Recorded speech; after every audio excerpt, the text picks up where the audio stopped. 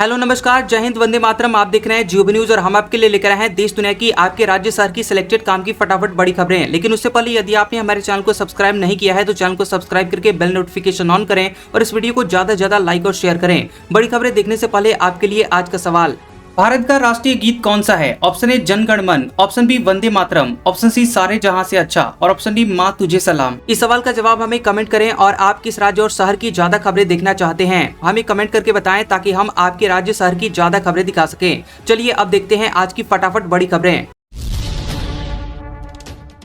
आम आदमी पार्टी के राज्यसभा सांसद राघव चड्ढा भाजपा में भी शामिल, कहा 10 में से 7 सांसद साथ। अशोक मित्तल ने ईडी छापे के 10 दिन बाद भाजपा ज्वाइन की। आम आदमी पार्टी के 10 राज्यसभा सांसदों में से 7 सांसद भाजपा में शामिल हो गए हैं और इसका ऐलान पंजाब से राज्यसभा सांसद राघव चड्ढा ने शुक्रवार शाम को 4 बजे प्रेस कॉन्फ्रेंस में दिया। उन्होंने बताया कि राज्यसभा सांसद संदीप पाठक, अशोक कुमार मित्तल, हरभजन सिंह, विक्रमजीत सिंह साहनी, स्वाति मालीवाल, राजेंद्र गुप्ता हमारे साथ हैं। प्रेस कॉन्फ्रेंस में उनके साथ संदीप पाठक और अशोक मित्तल भी मौजूद थे। Ashok Mittal lovely professional university के चेयरमैन हैं और जालंधर में उनके घर पर 10 दिन पहले यानी 15 अप्रैल को ईडी ने छापेमारी की थी। राघव चड्ढा, संदीप पाठक, अशोक मित्तल ने भाजपा मुख्यालय पहुंचकर पार्टी ज्वाइन की और बाकी के 4 सांसद अभी सामने नहीं आए हैं। स्वाति मालीवाल ने कहा कि मैं ईटानगर में हूं और शाम को दिल्ली लौटकर बात करूंगी। पंजाब में 2027 में विधानसभा के चुनाव होने वाले हैं। बंगाल में मोदी बोले टीएमसी का दिया बुझने वाला है। अमित शाह ने कहा अगला सीएम यहीं जन्म लेने वाला होगा, बस दीदी का भतीजा नहीं होगा। पीएम मोदी ने पश्चिम बंगाल के दमदम और जादवपुर में रैली की। उन्होंने कहा कि टीएमसी का दिया बुझने वाला है, बुझता दिया फड़फड़ाता है।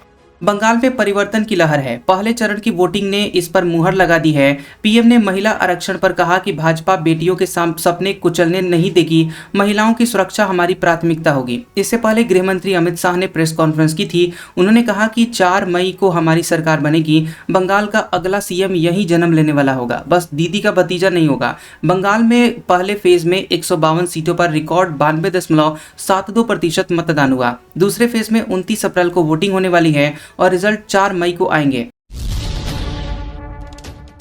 मिथॉस एआई से बैंकिंग सिस्टम पर साइबर हमले का खतरा, वित्त मंत्री निर्मला सीतारमण ने हाई लेवल मीटिंग की। बता दें कि वित्त मंत्री निर्मला सीतारमण ने बैंकों के प्रमुखों के साथ एक हाई लेवल मीटिंग की है। इस बैठक में एंथ्रोपी के क्लाउड मिथॉस एआई मॉडल से बैंकिंग सेक्टर को होने वाले संभावित खतरों पर चर्चा की गई है। ये एआई मॉडल इतना एडवांस्ड है कि हैकर इसका इस्तेमाल दशकों पुरानी अज्ञात खामियों को खोजकर फाइनेंशियल सेक्टर पर साइबर हमले कर सकते हैं। वित्त मंत्री ने बैंकों को अपने आईटी सिस्टम को सुरक्षित करने और कस्टमर डेटा की सुरक्षा के लिए जरूरी कदम उठाने के निर्देश दिए हैं। वित्त मंत्रालय ने कहा है कि मिथॉस से पैदा होने वाला खतरा ऐसा है जो पहले कभी नहीं देखा गया। इसके लिए वित्तीय संस्थानों और बैंकों के बीच बेहतर तालमेल और हाई लेवल की तैयारी की जरूरत है। ट्रंप के पास जंग जारी रखने के लिए 7 दिन, 1 मई से पहले अमेरिकी संसद की मंजूरी जरूरी, पार्टी के 10 सांसद विरोध में। बता दें कि अमेरिकी राष्ट्रपति डोनाल्ड ट्रंप के पास जंग जारी रखने के लिए 7 दिन हैं और अमेरिकी संविधान के मुताबिक किसी भी युद्ध को 60 दिनों में संसद की मंजूरी लेनी पड़ती है और यहाँ भी ट्रंप ने खेल दिया है और युद्ध 28 फरवरी को छिड़ा, संसद में को 2 मार्च को सूचित किया। अब 1 मई से पहले उन्हें संसद से युद्ध की मंजूरी लेनी है। रिपोर्ट्स के मुताबिक ट्रंप संसद का सामना नहीं करना चाहते हैं। 100 सदस्यों वाली सीनेट में ट्रंप के 53 सांसद हैं, जबकि विपक्ष कमला हैरिस की डेमोक्रेटिक पार्टी के पास 47 है। ट्रंप की रिपब्लिकन पार्टी के ही लगभग 10 सांसद ईरान युद्ध के विरोध में आवाज उठा चुके हैं, जबकि विपक्षी डेमोक्रेट एकजुट हो रहने वाले हैं। ऐसे में अब ट्रंप 1 मई से पहले किसी भी तरह युद्ध को खत्म करना चाहते हैं। राम माधव बोले भारत ने अमेरिका के लिए क्या नहीं किया, टैरिफ झेला, रूस ईरान से तेल खरीदना बंद किया, बाद में माफी मांगी, कहा गलत फैक्ट्स दिए। भाजपा नेता और आरएसएस लीडर राम माधव ने अमेरिका के साथ भारत के रिश्तों पर बयान दिया था, जिसको लेकर विवाद हो गया है। माधव ने वॉशिंगटन में एक कार्यक्रम के दौरान ये कहा कि भारत ने अमेरिका के साथ अच्छे संबंध बनाए रखने के लिए क्या नहीं किया। उन्होंने कहा कि भारत ने ईरान से तेल खरीदना बंद किया, रूस से तेल खरीदना बंद करने पर सहमति जताई और अमेरिकी टैरिफ पर भी विरोध नहीं किया। तो फिर आखिर भारत अमेरिका के साथ काम करने में कहां कमी कर रहा है? हालांकि विपक्ष की आलोचना के बाद राम माधव ने माफी मांगी है। उन्होंने सोशल मीडिया प्लेटफॉर्म एक्स पर लिखा कि भारत ने कभी भी रूस से तेल आयात रोकने पर सहमति नहीं दी। इसके साथ ही 50% टैरिफ लगाए जाने का भी उसने जोरदार विरोध किया। मुज्तबा खामेनेई का चेहरा होठ जला, प्लास्टिक सर्जरी की जरूरत, पैर काटने की नौबत, नकली पैर लगेगा। अब ईरान को सेना के जनरल चला रहे हैं। 28 फरवरी को जब अमेरिका और इजराइल ने ईरान में मुज्तबा खामेनेई के पिता अयातुल्ला अली खामेनेई के ठिकानों पर हमला किया था, तब से वह छिपकर रह रहे हैं और उसी हमले में अयातुल्ला खामेनेई, पत्नी और बेटे की जान चली गई। मुज्तबा खुद भी घायल हो गए हैं और अब डॉक्टरों की एक टीम उनकी देखभाल कर रही है और उनसे मिलना बहुत मुश्किल है। ईरान के राष्ट्रपति मसूद पजेशकियान, जो कि पेशे से एक हार्ट सर्जन हैं और स्वास्थ्य मंत्री भी हैं, उनके इलाज में शामिल हैं। मुज्तबा से मिलने बड़े अधिकारी और सेना के कमांडर नहीं जाते क्योंकि उन्हें डर है कि इजराइल उनके जरिए ठिकाने का पता लगाकर हमला कर सकता है। खबर यह भी है कि मुज्तबा खामेनेई की हालत गंभीर रही है, लेकिन दिमाग से वो पूरी तरह से एक्टिव हैं। उनके एक पैर का 3 बार ऑपरेशन हो चुका है और अब उन्हें नकली पैर लगाना पड़ेगा। एक हाथ की भी सर्जरी हुई है और वह धीरे धीरे ठीक हो रहा है। उनके चेहरे और होठ बुरी तरह से जल गए हैं, जिससे बोलना मुश्किल है और आगे प्लास्टिक सर्जरी की जरूरत पड़ेगी। ईरान जंग में खर्च हुई चीन की रिजर्व मिसाइलें, अमेरिका का मिसाइल स्टॉक खत्म होने के करीब। हर दिन 90 अरब रुपए खर्च हो रहे हैं। ईरान के साथ 38 दिन चले युद्ध में अमेरिका ने अपनी कई अहम और महंगी मिसाइलें खर्च कर दी हैं और इनमें वो मिसाइलें भी शामिल हैं जो कि चीन जैसे बड़े युद्ध के लिए संभाल कर रखी गई थी। अब अमेरिका का हथियार भंडार तेजी से कम हो रहा है। इस युद्ध में अमेरिका ने करीब 1100 किलोमीटर दूरी की स्टील्थ मिसाइलें इस्तेमाल की हैं और ये खास तौर पर चीन के खिलाफ इस्तेमाल के लिए ही बनाई गई थी। इसके अलावा 1000 से ज़्यादा टॉमहॉक मिसाइलें, 1200 से ज़्यादा पैट्रियट मिसाइलें और 1000 से ज़्यादा दूसरी स्ट्राइक मिसाइलें भी दागी गईं। इस पूरे युद्ध पर 28 से 35 अरब डॉलर खर्च हुए हैं, यानी हर दिन करीब 1 अरब डॉलर यानी लगभग 90 अरब रुपए खर्च हुए हैं। वेनेजुएला में घुसकर राष्ट्रपति मादुरो को पकड़ने वाला सैनिक हुआ गिरफ्तार। तख्ता पलट पर सट्टा खेलकर 4 करोड़ रुपए कमाए। पहले से मिशन की उसको जानकारी थी। अमेरिका की स्पेशल फोर्स से जुड़े हुए एक सैनिक मास्टर सार्जेंट गैनन केन वैन डाइक को गिरफ्तार किया गया है और आरोप है कि उसने वेनेजुएला के राष्ट्रपति निकोलस मादुरो को पकड़ने वाले ऑपरेशन पर सट्टा लगाया था और उससे करीब 4.09 लाख डॉलर यानी करीब 4 करोड़ रुपए कमाए हैं। डाइक अमेरिकी सेना के स्पेशल फोर्स ग्रीन बैरे का हिस्सा है। इसी यूनिट ने वेनेजुएला जाकर निकोलस मादुरो को पकड़ा था। ऐसे में डाइक को पहले से वेनेजुएला पर होने वाले सीक्रेट एक्शन की जानकारी थी और इसी जानकारी के आधार पर उसने दांव लगाया था। उसके जीतने के बाद मिली रकम भले ही गुमनाम थी, लेकिन तुरंत ही जांच एजेंसियों के शक में आ गई। मुख्य चुनाव आयुक्त को हटाने के लिए राज्यसभा में नोटिस, इस पर 73 सांसदों के दस्तखत।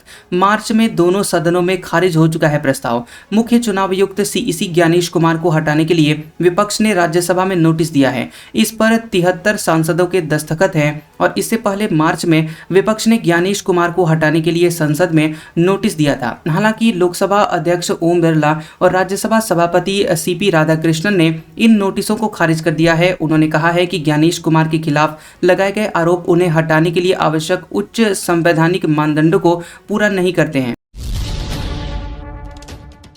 मणिपुर में मेइरा पाइबी की महिलाएं सड़कों पर उतरी। दिन में रास्ते रोककर धरना, रात में मशाल रैलियों से कानून व्यवस्था संभाल रही। मणिपुर में बीते 7 अप्रैल को रॉकेट हमले में 2 बच्चों की जान गई थी। प्रदर्शनों में 3 की जाने गई थी और तब से विरोध प्रदर्शन चल रहे हैं। अशांति के बीच 18 अप्रैल से पूर्ण बंद लागू हुआ है और सामान्य जीवन ठप है। इसी बीच अब मेइरा पाइबी समूह की महिलाएं सड़कों पर उतर आई हैं और हजारों महिलाओं का ये समूह शांति व्यवस्था के लिए न केवल सड़कों पर प्रदर्शन कर रहा है बल्कि सामाजिक स्तर पर लोगों को भी जोड़ रहा है।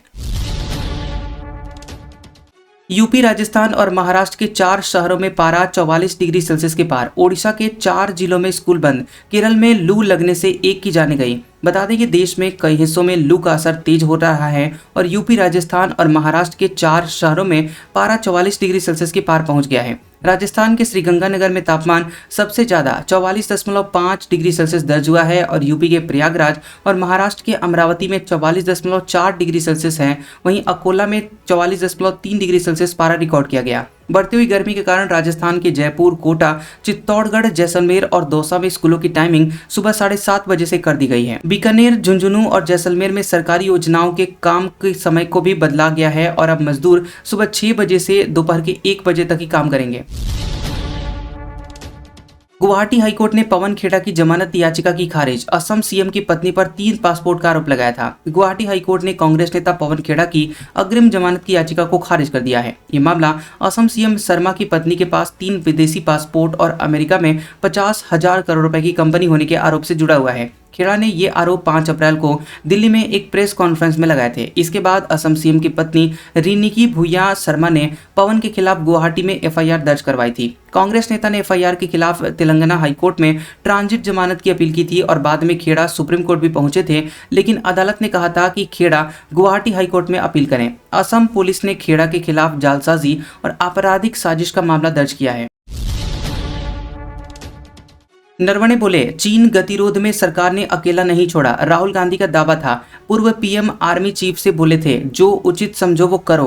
पूर्व army chief general M Naravane ने कहा कि 2020 में चीन के साथ गतिरोध में सरकार ने सेना को अकेला नहीं छोड़ा था। सरकार पूरी तरह से सपोर्ट में थी और पूरा अधिकार दिया था कि हालात बिगड़ने पर चीनी सैनिकों पर गोलियां चला दें।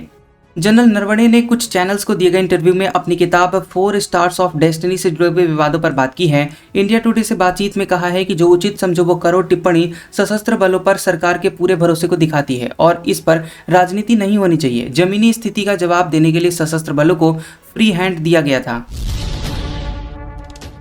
7 महीने की प्रेग्नेंट नाबालिग को अबॉर्शन की इजाजत। सुप्रीम कोर्ट बोला, ये महिला की इच्छा का सवाल है, उसे डिलीवरी के लिए मजबूर नहीं कर सकते। सुप्रीम कोर्ट ने 7 महीने से ज्यादा की प्रेग्नेंट 15 साल की एक लड़की को मेडिकल टर्मिनेशन यानी कि अबॉर्शन की इजाजत दी है। जस्टिस बीवी नागरत्ना और जस्टिस उज्जवल भुइया की बेंच ने कहा कि यह जन्म लेने वाले बच्चे का सवाल नहीं है, जरूरी यह है कि लड़की क्या चाहती है। अगर वो बच्चे को जन्म नहीं देना चाहती है तो उसे मजबूर नहीं किया जा सकता, भले ही बच्चे को जन्म देने के बाद गोद देने का ऑप्शन मौजूद क्यों ना हो। सॉलिसिटर जनरल तुषार मेहता ने मेडिकल रिपोर्ट का हवाला देते हुए कहा था कि इस स्टेज पर अबॉर्शन करना मां और बच्चे दोनों के लिए जोखिम भरा हो सकता है। उन्होंने डिलीवरी के बाद बच्चा गोद देने का सुझाव दिया था, कोर्ट ने उसे खारिज कर दिया।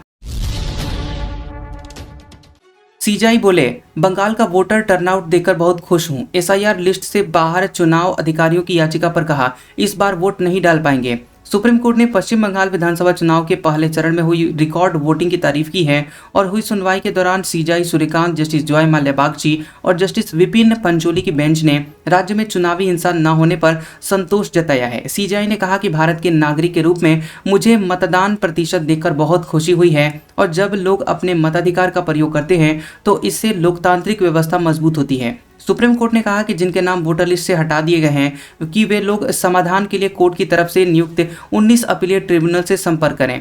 कोर्ट बंगाल में एसआईआर की चुनौती देने वाली याचिकाओं की सुनवाई कर रहा था। सुप्रीम कोर्ट ने चुनाव से पहले ये प्रक्रिया को रोकने से इनकार कर दिया था।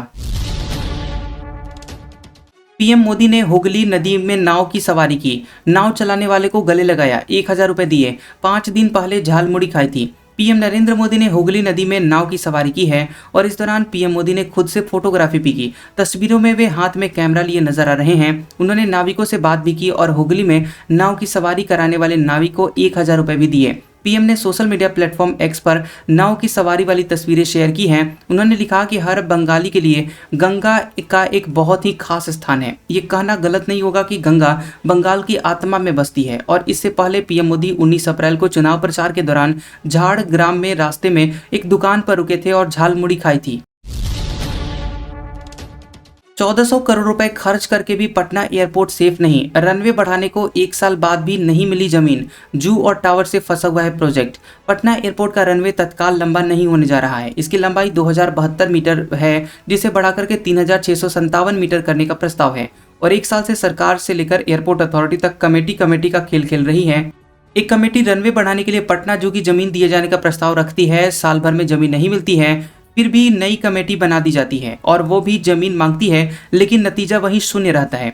पटना एयरपोर्ट को 1400 करोड़ रुपए खर्च कर रेनोवेट किया गया, लेकिन रनवे नहीं बढ़ने से यहाँ बड़े विमान नहीं उतर सकते हैं। जो विमान लैंडिंग और टेक ऑफ कर रहे हैं वो भी खतरा उठा रहे हैं। आज का सुविचार, बुद्धिमान चुप रहते हैं, समझदार बोलते हैं और मूर्ख बहस करते हैं। कैसा लगा ये वीडियो हमें कमेंट सेक्शन में जरूर बताएं। वीडियो पसंद आया हो तो वीडियो को लाइक और शेयर करें और ऐसी इंटरेस्टिंग वीडियोस देखने के लिए हमारे चैनल जियोबी न्यूज को सब्सक्राइब करें और बेल आइकॉन को दबाएं। और हमारे ओल्ड और लेटेस्ट वीडियोस देखने के लिए हमारे प्लेलिस्ट और कम्युनिटी टैब को जरूर चेक करें। तो मिलते हैं अगले वीडियो में, तब तक के लिए आपका शुक्रिया।